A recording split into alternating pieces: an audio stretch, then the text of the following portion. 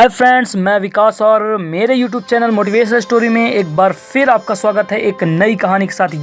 यह बात एक ऐसे गांव की है जो नदी के तट पर बसा हुआ था। वहां पर नदी होने के कारण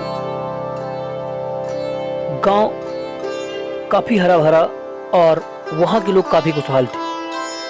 वहां पर एक बार हुआ यूं कि बरसात का समय चल रहा था।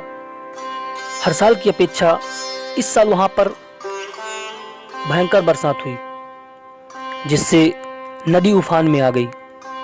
नदी का पानी गांव में भरने लगा। गांव में भयंकर बाढ़ आ गई, जिसकी वजह से गांव में हाहाकार मच गई। गांव के सभी लोगों को यह एहसास हो चुका था कि अब गांव डूबने वाला है। इस डर से सभी लोग अपनी जान बचाने के लिए गांव छोड़कर दूसरी जगहों में प्रस्थान करने लगे।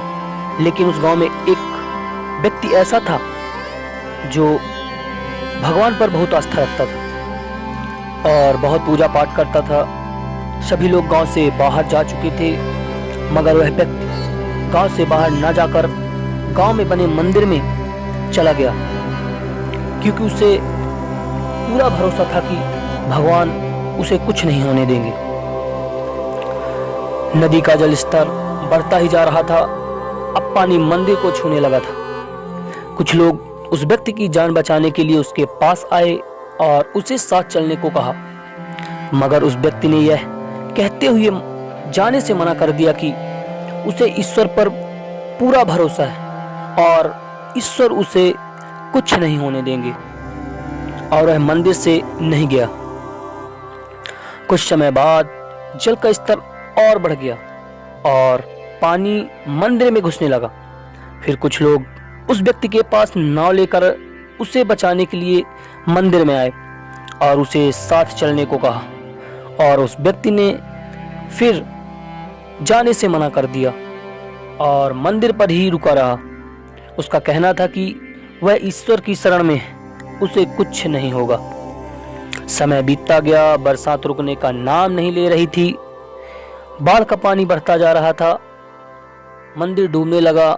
वह व्यक्ति नीचे अपने आप को सुरक्षित महसूस नहीं कर रहा था और वह मंदिर की छत पर चढ़ गया। कुछ समय बाद बाढ़ का पानी छत तक पहुंच गया। बाढ़ का पानी बढ़ने के कारण सरकार द्वारा लोगों की सहायता के लिए हेलीकॉप्टर द्वारा बाढ़ में फंसे लोगों की मदद करने आए। उस व्यक्ति को मंदिर की छत पर देखकर हेलीकॉप्टर वाले लोग उसके पास आए और रस्सी उस व्यक्ति के पास फेंकी और कहा इस रस्सी के सहारे वह ऊपर आ जाए। लेकिन उस व्यक्ति ने जाने से मना कर दिया और उसने कहा कि आप अन्य लोगों की सहायता करें, मुझे कुछ नहीं होगा, ईश्वर मेरे साथ है। समय बीतता गया और पानी बढ़ता ही जा रहा था। अब उस व्यक्ति को यह एहसास होने लगा था कि अब वह बाढ़ के पानी में डूबने वाला है और उसकी जान जाने वाली है। अपनी यह स्थिति देखकर हाथ जोड़कर रोते हुए ईश्वर से विनती करने लगा, हे प्रभु, मैंने अपना सारा जीवन आपकी भक्ति में व्यतीत कर दिया।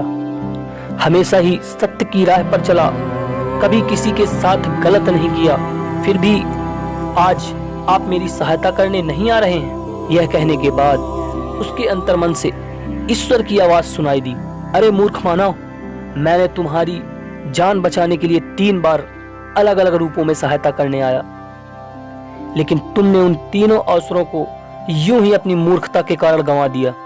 अब तुम्हें इन अवसरों की पहचान नहीं है तो तुम्हारा कुछ नहीं हो सकता। इसमें ईश्वर की कोई गलती नहीं। अर्थात दोस्तों, ईश्वर अप्रत्यक्ष है।